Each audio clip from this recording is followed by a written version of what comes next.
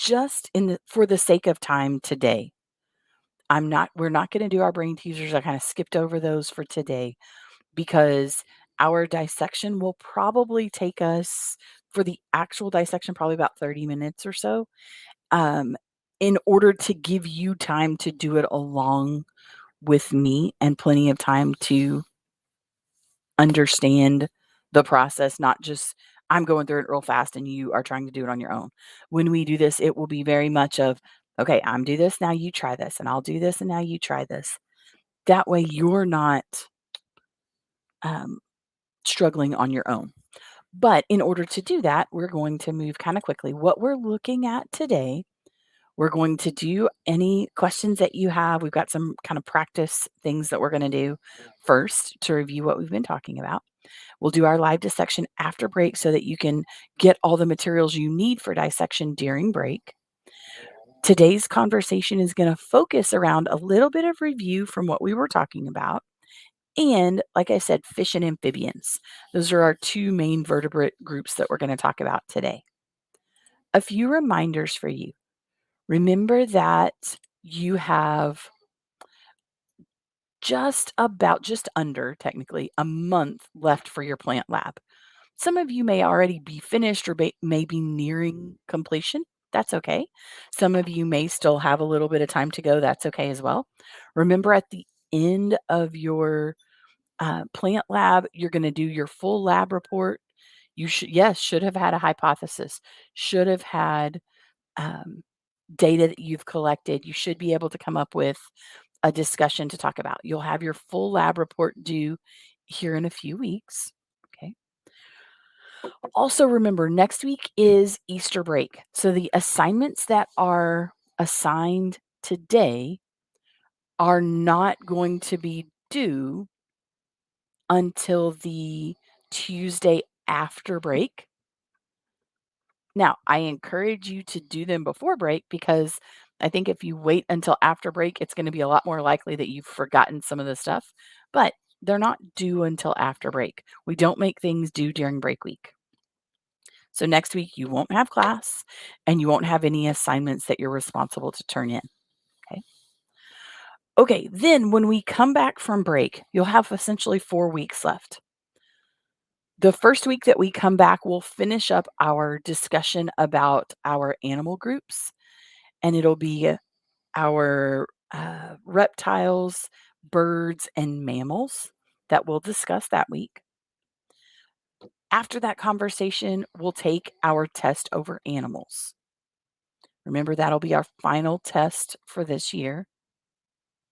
Then we'll have conversations about some of the human body systems and ecosystems.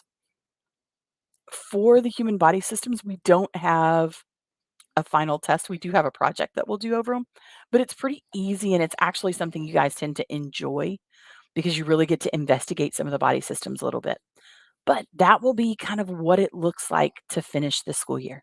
Because when you come back, you're only going to have 4 weeks left. We said animals, 2 weeks of body systems, and then probably ecosystems that last week. That's all you have left. So it goes so fast. All right, like I said, we're going to start with some review. I know it's been a little bit of time since we talked about some of these. So take just a moment.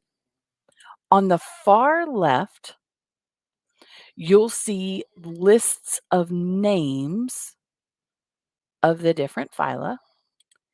In the middle, you'll see pictures that go with those different phyla. And on the right, you'll see a description about things in that phyla. So I want you to take just a moment and see if you can match each of these with the correct picture and the correct description. Some of them you may not remember, and that's okay, because remember that phyla names can be a little tricky for you. But I'm going to give you about maybe a minute or two to look over them first before we talk about them. I want everybody to have an opportunity to try them first. I don't want to go so fast that you don't really get an adequate chance to practice. So take a minute and try those first, and then we'll talk about them together here in just a moment. Trying to match the phylum name, a picture, and a description. No, this is you guys thinking about it. That doesn't really give everybody a chance. If we put our answers in there, that doesn't give everybody a chance.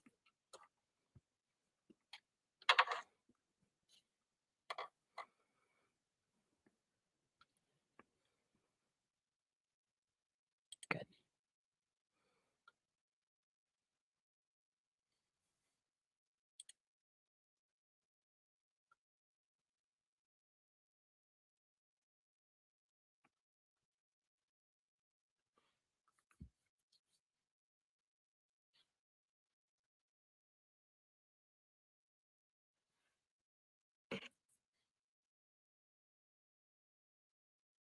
If all you can do is match the picture to the name, that's a great start.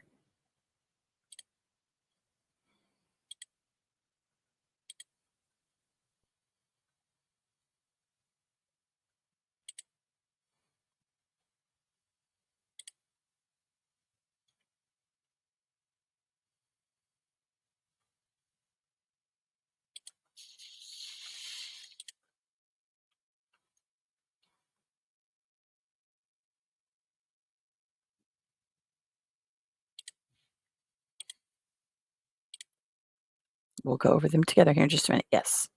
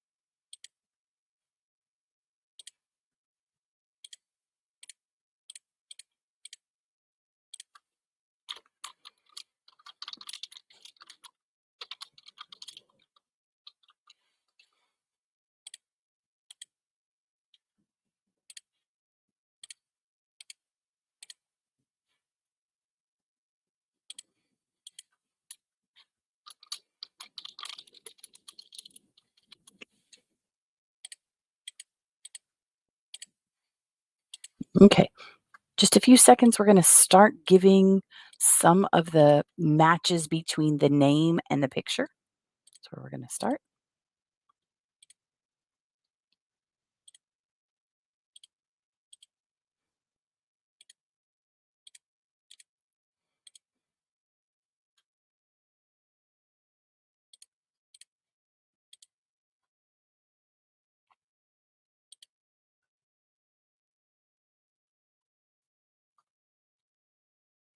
Okay, so our first example here is phylum Cnidaria.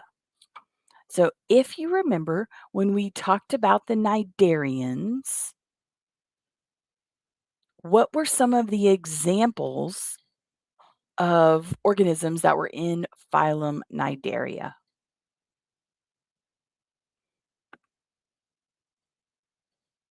Good. There we go. There we go. There's some examples. Good. Good. Jellyfish, coral, man-o-war. These are some examples. Good that you guys have put in there. Also, like hydra, yes. Sea anemones, exactly. Okay, so you should have matched the description Cnidaria to the picture here of the jellyfish. Then, for a description, you should have used this jelly-like animals that have a bell or umbrella shape. Does that mean it's true for all cnidarians? No, it just happens to be true of some of them. That's one of the things you'll find, especially for the invertebrates. There is such variety and such diversity in the groups that there are not always a single it's not always possible, let's say, to have a single description of the entire group.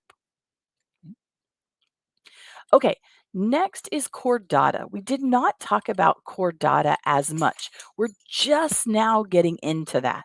So I'm actually going to skip over that one for just a moment. We talked for about half a second about it and you've read about it, but I want to review the ones that are not brand new first. Okay, so our next one are the mollusks. So phylum Mollusca. What were some examples of our mollusks? Good. So our mollusks were everything from an octopus, a cuttlefish, a clam, a snail, a slug, tons and tons and tons of examples for each of these. And you'll notice I'm not just saying this one goes with that. I'm really trying to review you guys on the entire thing. So that's why I'm not just saying, like, oh, there's a picture of a jellyfish, it's a jellyfish. I'm trying to remind you about all of them because you're about to go into a break week and then we're going to have a test after that. So I need to help get these more solidified in your mind. So when we think about our mollusks, and we're going to say more about them here in just a minute, our snail is an example of it, but there's lots of different types.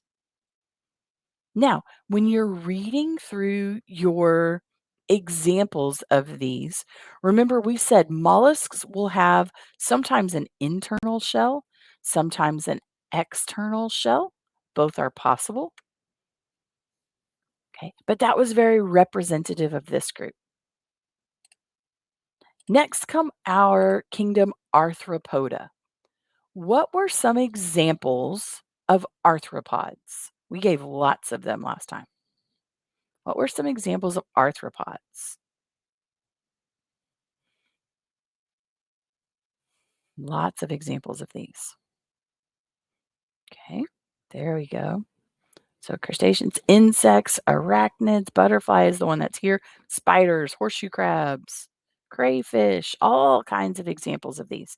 We actually said that our phylum Arthropoda was the most diverse group that we had, which means you're going to see that a lot of different types of organisms are in this particular phylum.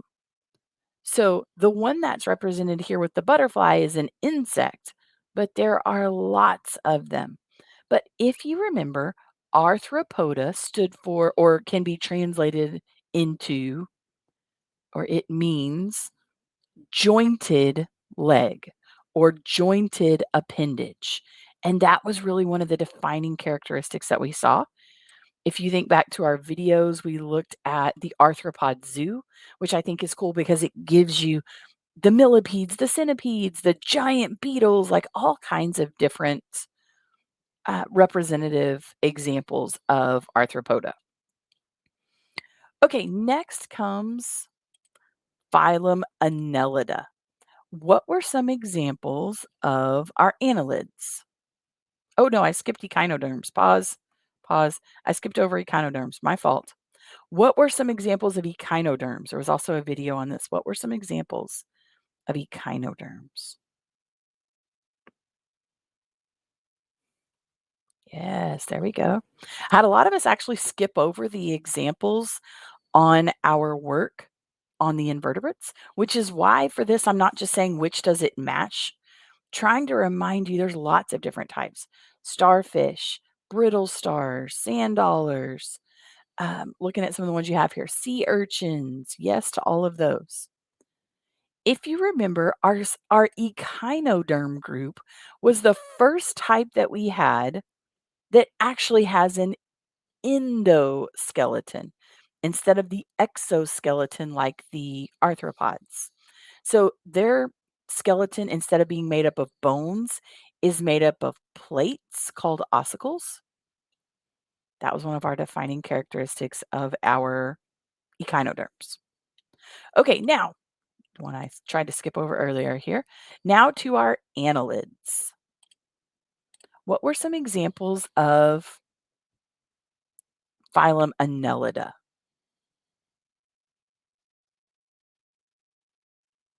Good. So for this one, flatworms are a different group. These are like earthworms. These have to be segmented worms. So leeches were another example that we did. Yep. Those are our annelids. Our annelids, one of the defining characteristic are those segments, that segmentation. Okay. Our platyhelminthes were the flatworms. I know the name alone is a little scary.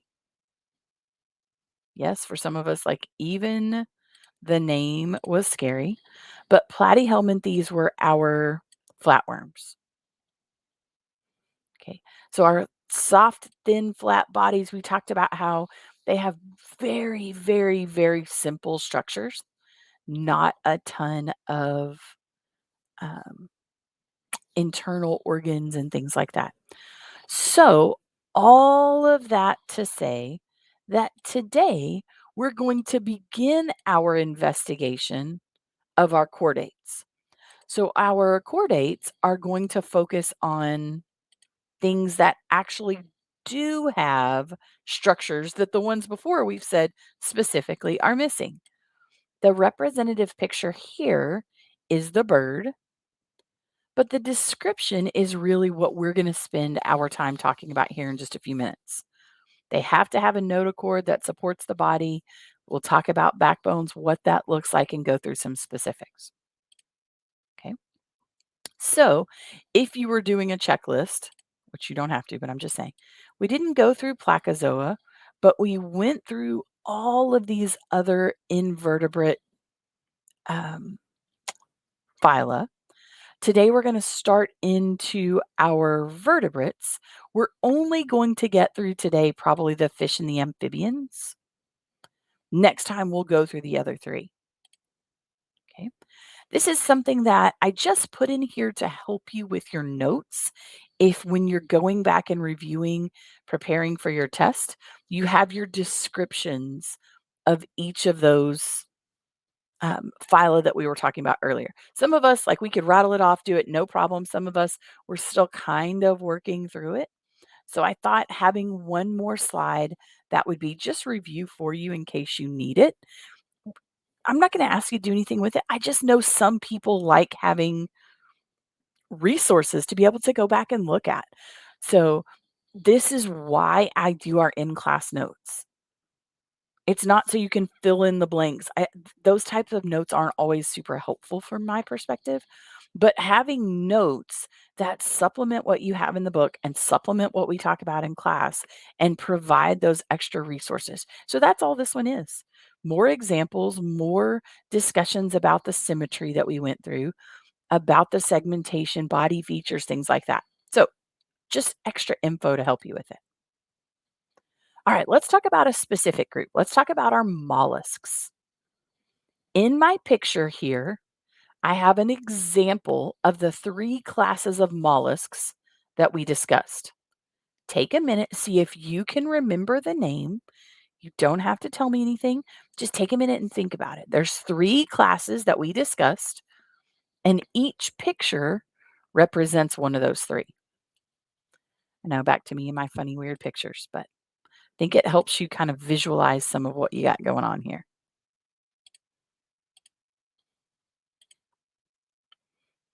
Okay, so our first group that you see here, if you remember, these are called gastropods. So this was gastropoda was the name of the group here. What did that mean, or what do we know about them from that? I'm not sure why that looks quite so tiny. It does. Hopefully that reminds you of a fun thing from our videos last time. Very good. Gastro meant stomach, poda meant foot. So these were like stomach foot. So the idea was they crawl on their bellies. So that's how we talked about conches and slugs and snails, things like that. Our middle group were our two-shelled bivalves. If you remember, we might be a little grossed out by it, but if you remember, we watched the video of the muscular foot, which is what you see actually poking out of this shell. We saw those clams on dinner plates, and we talked about how that was not what that wouldn't be what I ordered. Not it. And then on the far right, we saw this is an example of the cuttlefish, which we watched some videos of the cuttlefish getting their food. And we said this was from group Cephalopoda. Okay. So cephalopoda meant head foot, right? We talked about how the foot of these is typically separated into tentacles, but these were our squid, octopus, cuttlefish, like you see represented here. Okay. Those are the three groups of mollusks that we looked at last time. Okay. Here are just some pictures of them that go beyond the ones you just saw. Again, helping kind of keep all of those fresh in your mind. So gastropods on the left, cephalopods at the top, bivalves at the bottom. Okay, so enough review. Let's talk about our new stuff. So we're starting now with our vertebrates. If something is going to be considered a vertebrate, it's going to have what we call a notochord, which is basically kind of the precursor to something that will develop into a true vertebral column, right? You have vertebrae surrounding that um, hollow nerve cord, is the way they describe it, but basically surrounding that spinal cord. Okay. Animals in this group are going to have digestive systems that are fully intact, circulatory systems that are not only fully intact, but they are closed circulatory system, which means that the blood is not simply just kind of roaming around in your body, but that it is moved around through our vascular system, veins, arteries, capillaries. Okay. They're going to have an endocrine system to help regulate and control things going on in their bodies. They're going to have other more developed body systems. And they're usually, though not always, going to reproduce sexually. If you remember, vertebrates make up only about 5% of all of the animals that we know. Okay, only about 5% are vertebrates. There are 7 classes of vertebrates. And I put the pictures up here to help you kind of remember them. But our 7 classes, 3 of them are fish classes. So Agnatha, Chondrocythes, and Osteocythes, which are your bony fish. Those are our 3 fish. So jawless fish, cartilaginous fish, and bony fish. That's the three groups there. Then you have your amphibians, reptiles, birds, and mammals.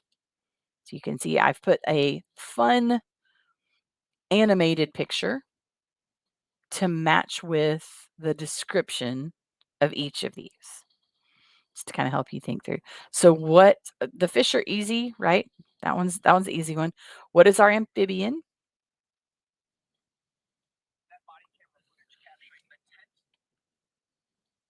Yep, good.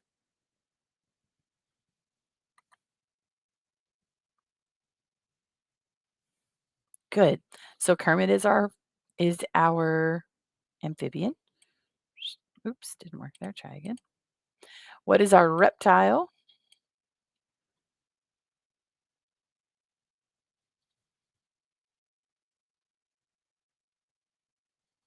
There we go. Crush. That's right.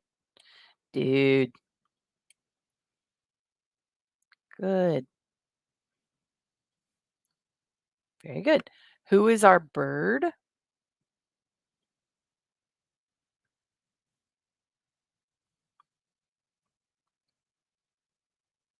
Hmm. There we go. Our bird is Zazu. And then our mammal is, yeah, there we go. Our mammal is good old Judy Hopps. There you go. So some examples of those just to kind of make it easier to see. All right. So we're going to start with a conversation about our fish. I've listed here for you, basically summarized here for you, a lot of the characteristics that you would have read about this week for fish. Okay. You'll notice that for these, It's not a singular thing that makes them fish. It's lots of things. And because our groups are much larger, you'll find that not all of these are true for every type of fish. For example, the first thing on here says that they have jaws. One of our groups of fish are specifically called jawless fish. So it's not true of every particular example, but it is true of a lot of examples. So jaws are one characteristic that many fish have. Lots of them have paired fins, but not all of them. They have different types of scales. Some of them have kind of an outer coating, like a slimy coating. Some of them don't. Lots of different variation in that. Okay. They'll have gills to remove the oxygen from the water. We already talked about them having a closed circulatory system. They actually have a heart with two different chambers, one that's responsible for taking in the blood, one that's responsible for pumping it throughout their body. Several types of fish have different ways to control their depth in the water.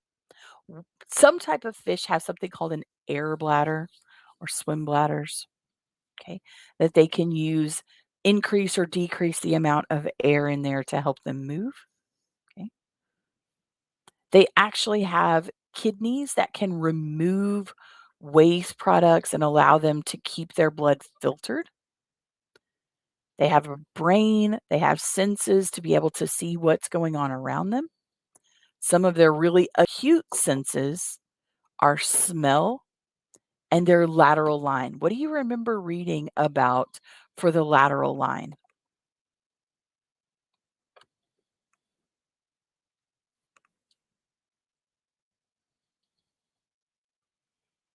What can you remember about the lateral line?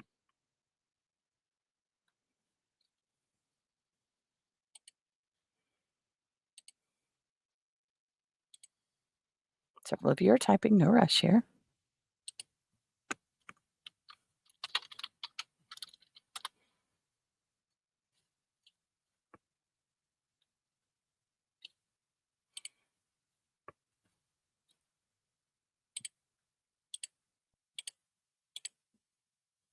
Okay, a couple of us are typing. Most of us haven't answered. Okay. So, a lateral line for fish is just another type of sensory input for fish. It can help them sense movement or electrical currents or things happening around. It can help with changes in temperature, changes in pressure. There's actually several different types of sensory things that can come, sensory input that can come through the lateral line, which makes it kind of cool to see how that all works. Yep. So if I look at my first group of fish, these were the agnatha. These are considered jawless fish. So for these, they don't have a true bony skeleton. If they have a skeleton at all, which they do, but in a more primitive form because it is made out of cartilage. Okay. So instead of having the strength of a bony skeleton, that it's still strength, it's just in a different way. So the cartilaginous skeleton gives them the structure. You'll see a lot of times these will have kind of a different type of mouth, and I've given you 2 examples here. The one on the top left is a lamprey, so it has kind of a circular mouth with lots of little sharp hook-like teeth in it. The one on the right is a hagfish. It has almost like a sucker part mouth, if you wanna think about it that way. One of the things that they can do is actually be parasitic using that little sharp hook-like mouth. So the one on the bottom, you actually see a bony fish on the bottom that has a jawless fish attached to it. It will use those sharp teeth to kinda, almost like drill a hole through the skin, right? But instead of it being just directly in deep, it kinda keeps it a little more shallow, but enough to be able to draw blood. Yippee there. Just in case. Oops, I don't know what happened there. We'll try that again. It does allow the fish to have a source of energy. That's a positive thing, obviously, but it limits what it can do in some other ways. So there is that. Okay. Okay. So those are our jawless fish or agnathan. Okay.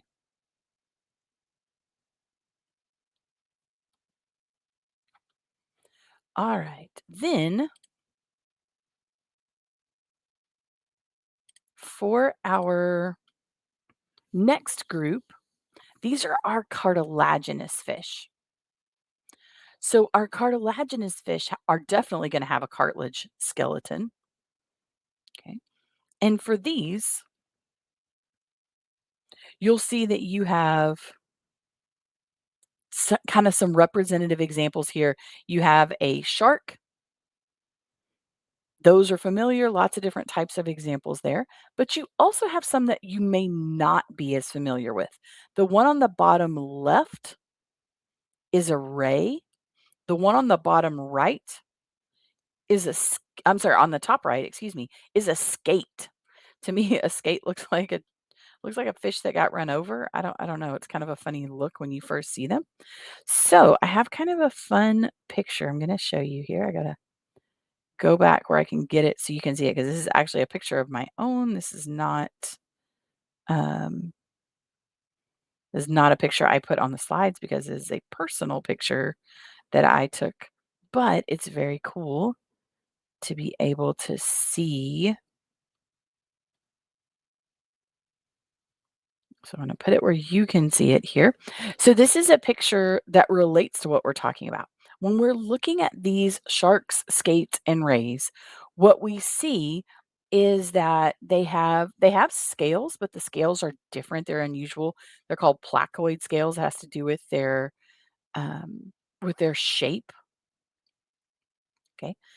And they have several rows of sharp teeth. Those sharp teeth can um, they can lose those sharp teeth and they're replaced because they're not as solid in their mouth as they are for you and I. Yep. So those are examples of our different types of cartilaginous fish. Okay, well, my pictures are still deciding if they actually want me to be able to show them to you. I don't know why. When we look at these, you'll notice they actually come in different shapes. Sawfish fit into this group as well. They come in different shapes. They live in different parts of the ocean. They have all kinds of different, um, oh, here it is. They have all types of different structures with them. One of the things that's very unique for the sharks is the paired fins. And I put an example here, the caudal fin. When we talk about caudal, you're talking about the tail. Oftentimes with sharks, they have a caudal fin that is different lengths. Like you may have seen, there are certain types of sharks that have a very long top part of their caudal fin. Um, then they're going to have dorsal fins. So dorsal fins are talking about fins on the back of the organism. Anything that's talking about ventral is talking about stomach or the belly side of it. Okay. Okay, but I want to take a minute and show you a fun little find here. Try to zoom in the very best that I can. So take a minute and look at this fun little thing, and I'll zoom out. I'll move back just a little bit here. Let me see if that helps a bit. There it goes. It's a little bit better. Okay, so this right here, in layman's terms, is called a mermaid's pouch.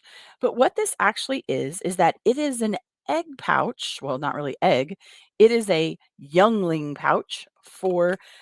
So what we think this one was for an actual skate. And if you look closely at it, you can see that it has those very long extended tendrils at the end. Those actually will grasp onto like seagrass or something. These are actually supposed to be adhered to the ocean floor somewhere until they're ready to hatch.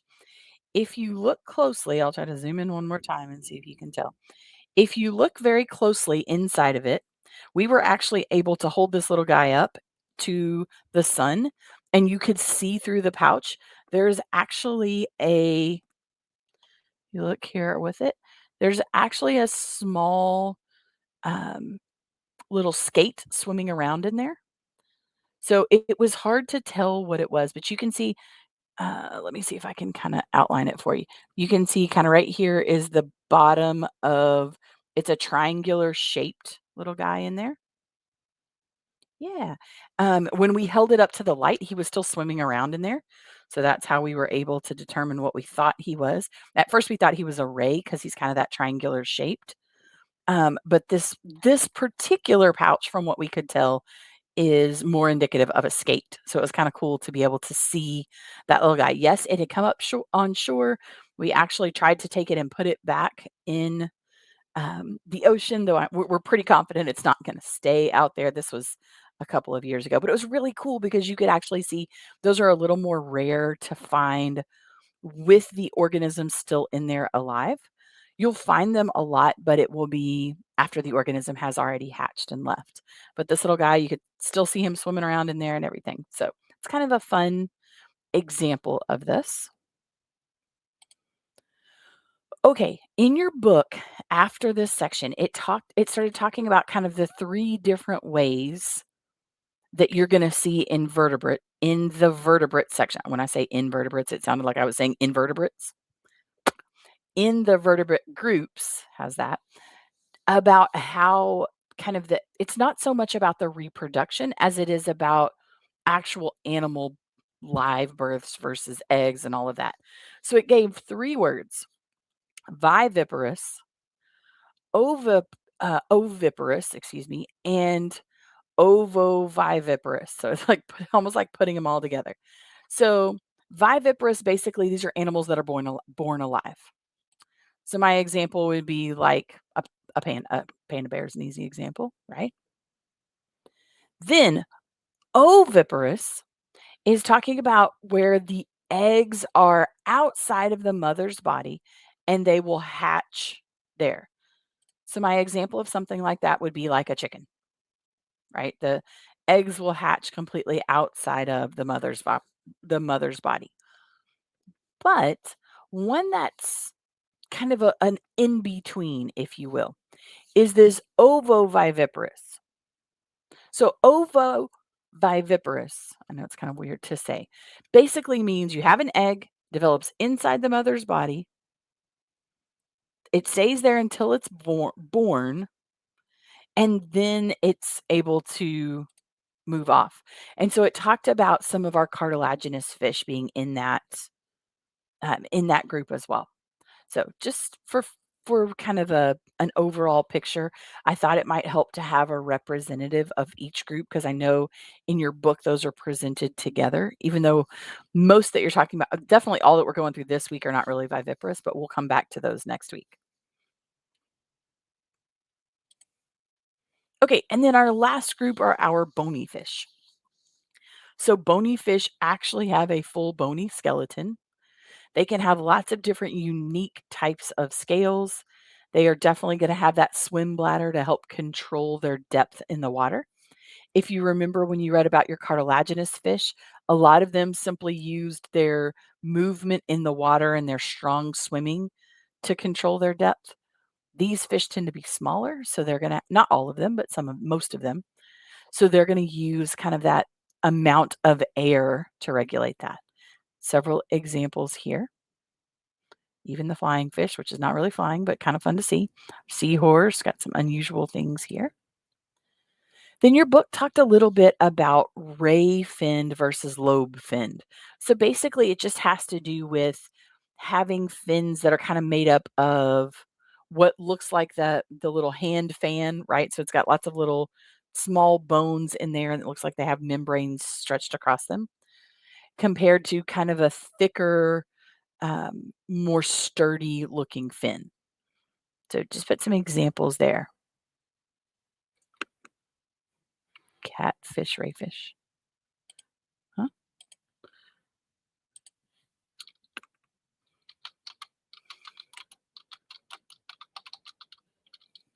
Oh, do you mean are they ray finned? Yes, if that's what you're asking. Yes. Yes, yes, yes. They are. Okay. That's okay. No worries. All right. Then our last group before we get to this, because I got to save time for our dissection. Our last group that we're going to get to today are going to be our amphibians. So the word amphibian is kind of translated into like both life or dual life. And that comes from the idea of having part of their life for many of our amphibians. It's their younger part of life, but part of their life that is lived in the water and part of their life that is lived on land. Okay. Many of them they begin in the water, but not necessarily all of them. They are ectothermic, which remember means their body temperature is controlled by the temperature around them. They don't regulate their own body temperature. So, for our amphibians, many of them breathe through their skin, which is why they are a lot more dependent, many of them more dependent on water or moist environments, so that their skin is able to easily exchange gases. Okay. I put some examples of them here, but don't worry, I got lots of really cool pictures on our stuff here. So, there's basically three main groups of amphibians that I would want you to know. Okay. I'm not going to go into the ultra scientific names, just going to kind of make it easy for this one. So your first group are the ones that look like lizards, but they're really not. For a lot of you, you're like, oh, I thought those were reptiles. So there are different types. These are salamanders, newts, mud puppies, things like that. How would I know them? How would I separate lizards from salamanders? So the way you would do that, salamanders are going to tend to be moist skinned. They're going to have long bodies, longer tails. Okay. But for these, they're going to either feel slimy on the outside or they're going to be very reliant on a moist environment, like in moist woods, for example, places where you have high humidity because they cannot have that dry skin like a lizard does. A lizard will very frequently have tough, leathery skin. So they're going to focus on living in places where they have either a high humidity, easy access to water, or limited direct sunlight. Okay. Okay, our next group, and so in this one, top right, you have a salamander, bottom in the middle is a newt. You know, when you see that, if you've ever seen it, you got to think of Matilda when you see the little newt there on the bottom, right? That just reminds you of that old movie if you think about that one. Okay. Our next group are our frogs and toads.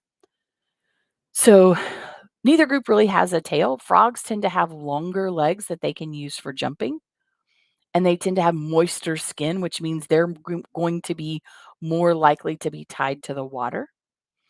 Where toads are going to have shorter legs, they're going to have a drier, tougher skin, which allows them to move further away from the water, even into desert situations. Then the one that you might not be as familiar with, the bottom right, that's a Sicilian. It looks kind of like a snake or a worm. We actually don't have a ton of data about some of the types of Sicilians because they stay buried in the soil.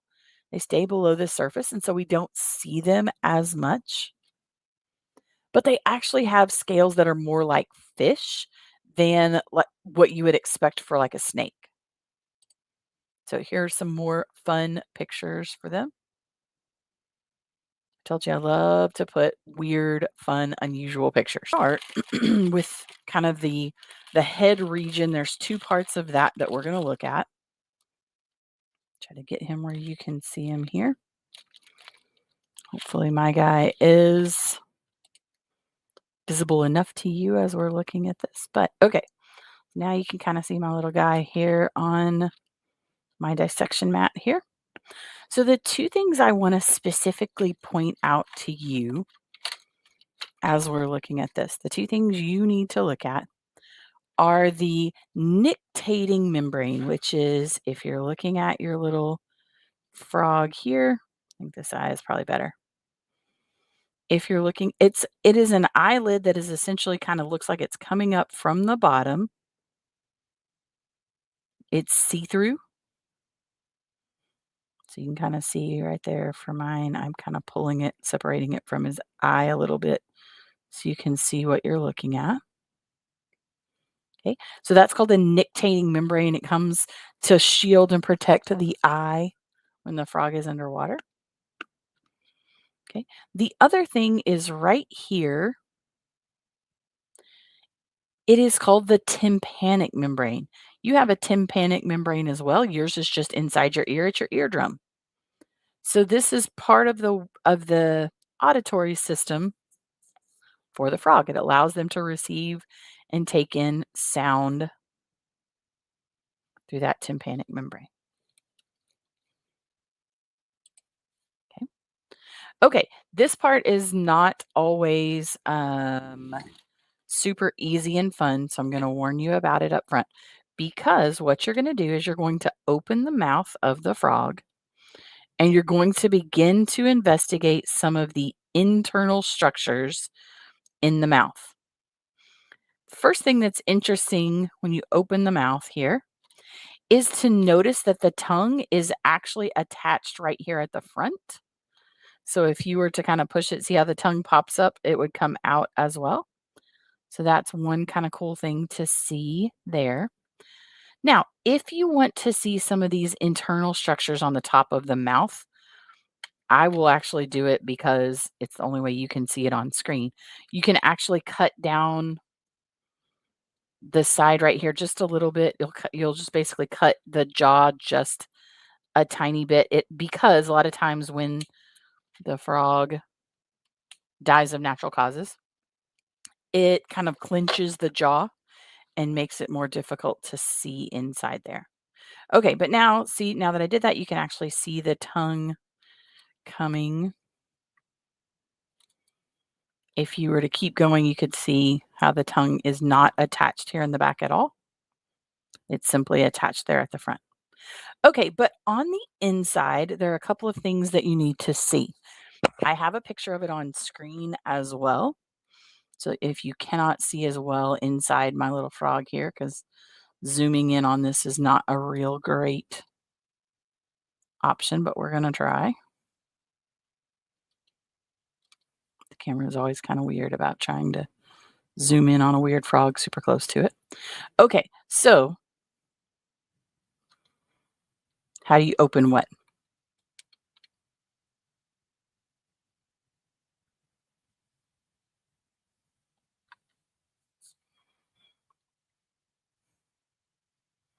Okay, what you're looking for on the inside of the mouth. On the top up here, you might even just be able to feel them. Okay, so remember I told you if it doesn't come open well, you can just use your knife and cut just a little bit right here on both sides, and it'll kind of release the jaw a little bit so that you can see inside there better.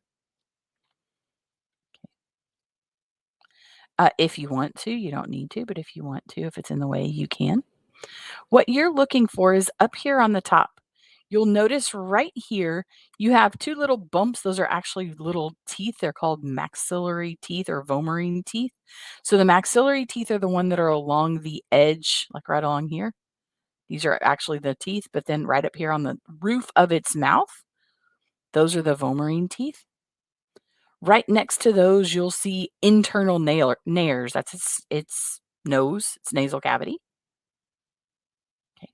Now, I don't know that you'll definitely be able to see down there, but if you can, there's no way to show this really well on camera. I try every time, but it never works out. So don't be surprised if you can't see it. That's why I put a picture.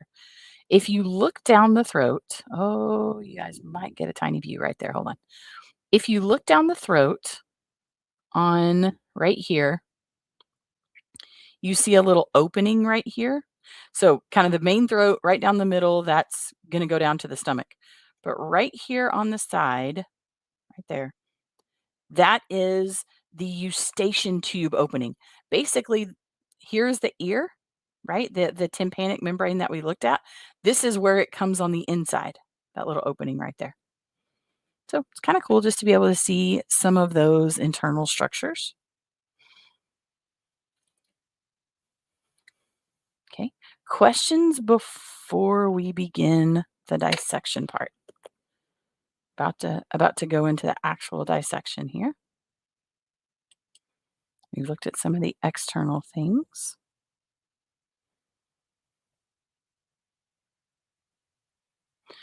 Okay, so when you are going to cut this guy open, you are going to use what we call an eye cut. Basically, an eye cut means I'm going to cut across the body at the very, very end down by the legs and at the very top. Now, you'll feel a place at the very top. It feels like it's got a bone there. That is a bone. You want to probably not cut right on top of that because sometimes it's really hard to get through that skin. So you might have to come just below it. But basically, you're going to cut across here. You're going to cut across down here. And then you're going to cut straight down in between them. See how it looks like a capital I? I have a picture of it on screen. Now, sometimes we'll actually cut above that to be able to see, like, for example, the heart and the lungs in different specimens are kind of up higher. So sometimes we'll have to extend that cut up just a little bit. But for right now, we're going to cut across this way. We're going to cut across this way. Then we're going to cut down for two of them. Okay. Okay. When you're doing this, and again, I'm doing it with scissors to make it easier for you to see along the way. When you're doing this, you're likely going to have to do it twice. So, what I kind of encourage when you guys are doing this is to do it the first time where you're only cutting through the skin layer. And I'll show you kind of as I go here what this looks like. Okay, so I cut right down here at the very bottom. I'm going to cut now up here at the top. I'm going to likely have to come below that hard bone up there. But the scissors make it easier for you to see. If I use the scissors, if I use the scalpel, my hand is in the way too much. So I'm using the scissors to make it easier for you to see what's happening. But the knife or the scalpel are fine. Okay, I kind of put it up in the camera and get a little zoom in here for a minute. So you can see down here I have a cut across. Up here I have a cut across. And then I'm going to cut down in between them. Right now, the only thing I've cut through is the skin layer. I haven't cut through the muscles. So when I cut this, get a little pedicure here. When I cut through this, all I'm going to see is the muscle layer. So let me show you. When I cut through the first time, all it did was peel back the skin. I didn't actually get to the underneath layers. Okay. Between the skin and the muscles, sometimes you'll have this little almost like white film. It's just a connective layer of tissue. It just kind of holds them together. Honestly, if you give it just a tiny little pull, it'll pull apart, or you can use your scalpel. If I can find my scalpel, there it is. Or you can use your scalpel and just kind of cut gently away at that as well if you want. Doesn't matter. Okay. Okay, so you're going to do that same process again, but this time you're going to cut through the muscle layer. The reason why I do it in two parts is because when you start cutting through the muscle layer, all of the internal organs are below it. So you need to just be very gentle. You don't want to push down here. That muscle layer is a bit thinner. So you don't want to push down really hard when you're using your scalpel. So it's better. I don't know if you can see real well, but it's better when you're doing this cut just to make several small little cuts until you make it all the way through. Don't try to jab it in there really hard and go really deep. You want to just go gently in both places. So down low and up high, same eye cut you made before. You'll notice I'm just making lots of little tiny repeated little incisions like that. Okay, so there's my open window that I'm looking at. And then I'm going to do the same thing I did before. Now, right down the middle of his belly, you'll see a vein that kind of runs down there. It's a little darker in mine. It's fine. It's not gonna hurt anything if you cut through that, but it'll just kinda be in the way. It's not gonna, like, start gushing blood, so don't panic, okay? So, when I do this, kinda open it up, I'm gonna actually open it and then pin it back so that you guys can see it a little better. I know that you may not have pins, that's okay, but you're also not trying to show it on screen. Okay, so if you haven't done it yet, you need to go ahead and do that eye cut and get into the internal structure. So I'm while you're doing that, I'm just pinning mine back to make it easier for you guys to see. I'm just going to be kind of moving things around, getting it opened up for you so that I can pin him and you can actually see a little bit better. Okay. So you can kind of see here how once you've done the cuts, it'll start to open up. Also, for these, you'll find out like, oh, I really didn't cut far enough in this one part. That's fine. Go back and cut more if you need to. But the goal is that you're making kind of a little window here where you can peek at all of these internal organ structures. I'm trying to get him to a place where you guys can see well enough on screen to be able to follow along with some of the internal structures. Okay, so now I kind of have mine open. Like I said, I'm going to pin mine open, which means he's not going to be very mobile anymore because I'm not going to be holding on to him, but we've made it through the hardest part of the actual cutting. Everything else from now on is going to be more focused on looking at the internal structures.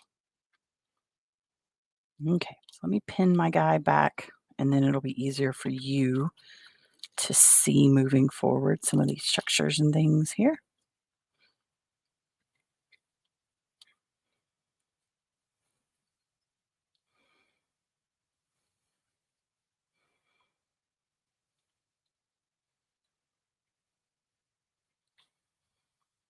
I know the arms kind of get in the way sometimes. Yes, I get it.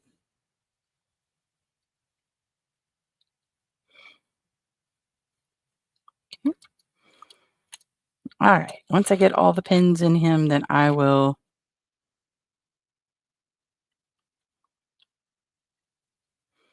it actually has eyes. There's not an eye spot. It actually has eyes. Okay. So let me turn my camera just a bit. Oh, so remember we said one across the top, the eye cut. You're going to make one kind of just below where you feel the hard bone part right there, and then one down low, and then in between. It typically it'll work. You'll just have to kind of go a little slower if your knife is dull or if it's not as um, easy to use. Now, I also told you that you may need to go up further, which is all I'm doing right now, because I know for sure on mine, there are a lot of structures that you're not going to be able to see. So I'm just going up a bit further here as well to make it easier for you to see what we're doing. And this is me just opening it up a little bit more to make your view a little easier. Sorry there.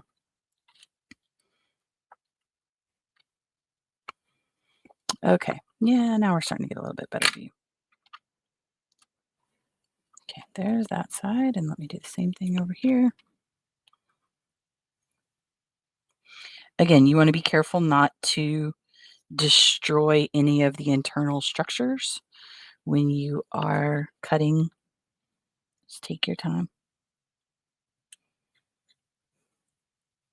Better to go slow and preserve the structures than to rush through it and get it open quickly, but not be able to see a lot of the things underneath. Okay. All right. So now I've got our guy here kind of opened up a little bit. I'm going to kind of pause here for just a minute so that you have an opportunity to make sure that you're in the same spot that I am, because what I'm getting ready to do is to discuss some of the specific internal organs. I'm going to bring my camera down just a bit for what we're getting ready to do. It's always fun to try to figure out a good way to put your camera close to dead frog pieces, but it's fine. Okay. Okay, so once you get your guy opened up or your girl opened up here, I want to kind of show some of the internal structures that you're going to see. If what you see inside, I'm going to flip forward here for just a minute in our slides. If what you see inside is a bunch of teeny tiny little things, they look like this, they're kind of black and gray when you look at them. If that's what you see, yes, those are eggs. And it's perfectly fine if you just kind of gently push them to the side while we are looking at things. Okay, let me go back to this one though. So on mine, what you'll see here, these kind of dark brownish gray structures right here, there's 3 of them. These are the lobes of the liver. They're usually the largest, most prominent thing you see when you first open your frog. Okay, there's 3 lobes of the liver, which if you're looking at them carefully, you can actually separate the 3. There it is. There's number 2. And then here is lobe number 3. Okay. Okay. Now, also from this angle, you can begin to see some other structures on mine kind of peeking out here. Anything that looks like a yellow, stringy kind of thing, those are fat bodies. Okay, so here it is. Here's an example of a little fat body here. See, it's like a yellow looking stringy thing. Those are just literally just fat, but it looks almost like fingers, like yellow fingers extending inside of the internal structures. You'll also be able to see kind of some wound around intestines very often. And then on the other side, you'll see this little pouch right here. That's the stomach. Okay. Those are some examples of things you might be able to see. Sometimes the frogs have such large liver that it covers almost everything else in your field. That's all that you can see. That happens too. No worries if that's what it is. Okay.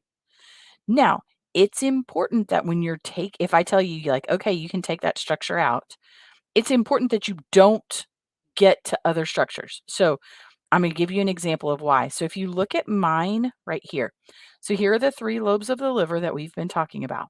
If I wasn't paying attention and I just went in here off up first before I say it, the liver is very soft. So if you start doing much with it, it may just break apart. It's very soft. Okay, but here I move this out of the way because if you look here, this is actually the heart. I cut up a little deeper. The heart is a lighter color than the liver. Sometimes the heart is even further up in the chest. Okay. So if I tell you, sure, it's okay to go ahead and remove the liver, you want to be careful that you don't accidentally pull out other parts when you're removing one particular part. So a lot of times I'll just come in here and kind of do a little quick liver removal, right? A little liverectomy here. The liver is very soft, which is why I just grabbed some. You can kind of see some lobes of the liver here. I just grabbed some tweezers and technically they're called forceps, but grab some tweezer looking things and just pull those out. They're very soft and easy to remove. Okay.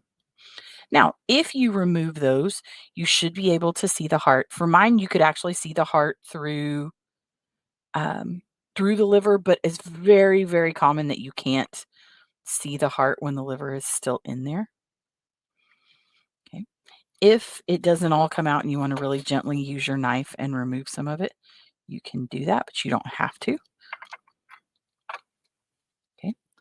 Now, anything else from this, you're not necessarily going to have to remove, but sometimes you will. Okay, so now here are some examples of labeled structures that you're going to see. So for mine, when I lift up the liver, Get out my little pointer here. When I lift up the liver, you see it looks like almost like a little clear sac right here. That's the gallbladder. Okay. I already showed you the heart, which was up here. It's kind of that yellow, um, light colored tan way up in the center of the chest. But before we finish today, what we want to do is we are going to take out the stomach. So the stomach should be, if you're facing the frog, should be on the right side. It looks like this. You'll notice it's connected on one end to the esophagus and on the other end to all of the intestines. Okay.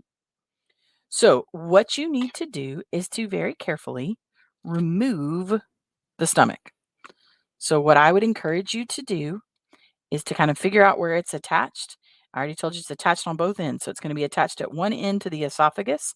So I go until it kind of starts, see how it starts narrowing right here, and I just cut right there. I'm going to do the same thing on the other end. I'm going to get right to where it starts, right before it starts going into the esophagus, and cut there. So I did one end before it goes to the intestine, one end before it goes to the esophagus. I'm going to cut it all the way out so that you can see it. It's always fun because you're kind of cutting blind in there if you're not careful. Okay, so let go here.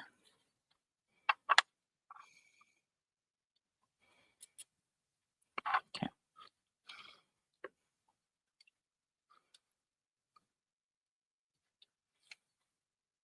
Okay, there it comes. So, whoops, dropped him there. So when you get to the stomach, it should look something like this. It's like a little pouch.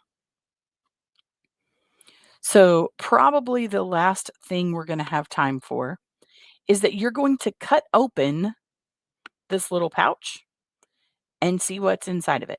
I've had times where people will find ants inside of there. They're not alive. Don't panic.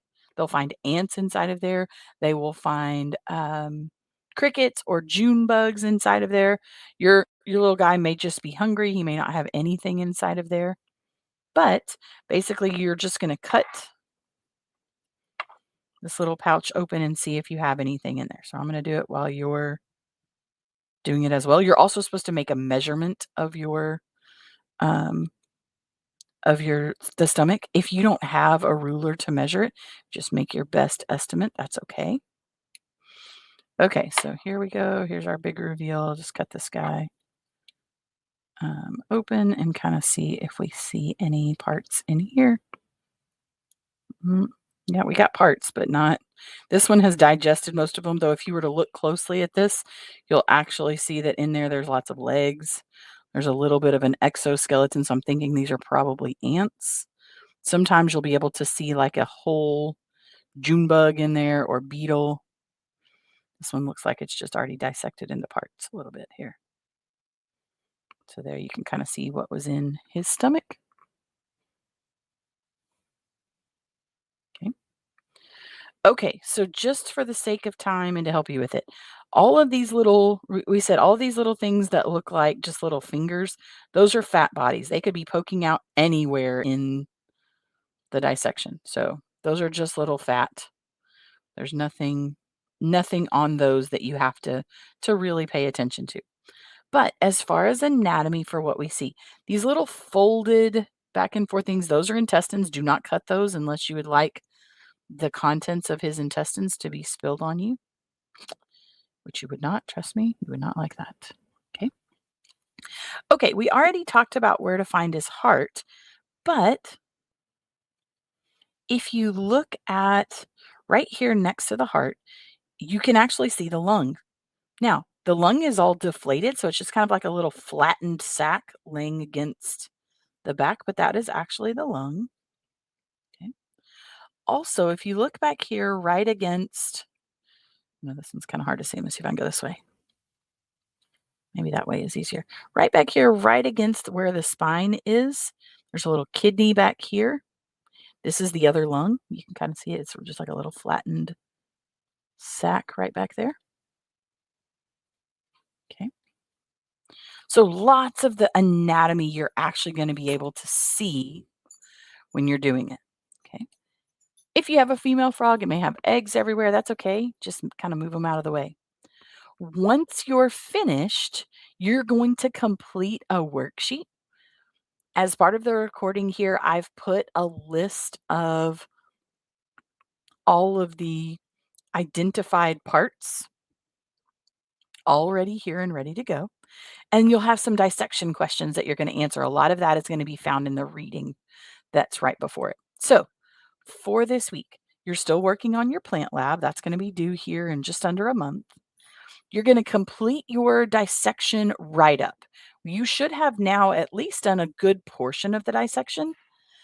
In just a minute, I'm going to cut off the recording, but I'm going to stay here in case you have specific questions related to the dissection. And then you're also going to do a fish anatomy coloring worksheet. We're going to practice some of that fish anatomy that we talked about during class. In addition, there is an opportunity for extra credit. And what you would do for that, I've listed all kinds of animal cams, some specific examples. You're going to choose 2 of the animals that I've listed, and there are lots and lots and lots of different kinds. So you're gonna choose 2 of those, you're gonna watch their, um, behavior on Animal Cam. Okay.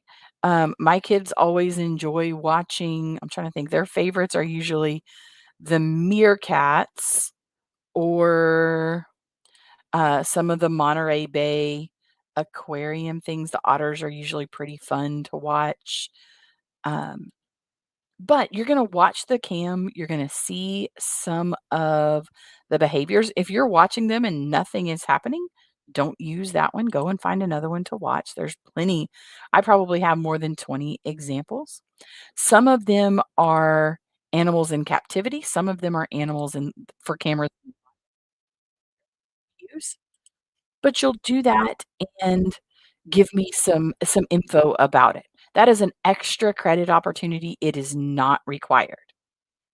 So, like I said, I'm gonna stick around, but I'm gonna finish off the recording. If you need to go, it's fine to go, but I'm gonna finish up our dissection and answer any questions that you have.